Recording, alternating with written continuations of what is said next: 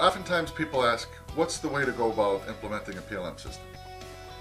And there's really like two major schools. One of them is you take the product and all of the applications and sub packages and the like that are provided by the vendor, and you see how well that fits you and your company, and follow essentially what they have to say and only deviate from that when necessary.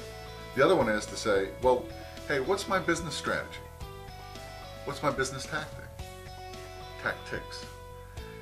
Then you ask, how can I put an infrastructure in place to better improve my execution and achievement of my business tactics?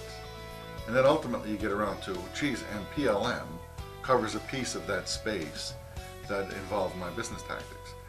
So it's critical to understand that one needs to do business process transformation in order to have a really solid strategic deployment of PLM. Tactical deployment for just operational efficiency, you can pretty much take a vendor's solution as is, or very, very small deltas, and say, okay, now I'm able to more quickly pass the data from one person to the next person, and so on and so on.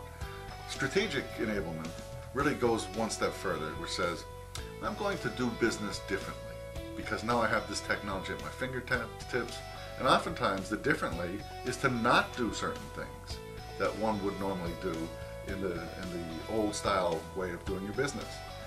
So business process transformation, critical. Second critical is one has to recognize that probably 70% of most products have an outsourced component to it. 70% of the product is an outsourced component. Look at aerospace or look at automotive, and you know there's a whole tier of suppliers.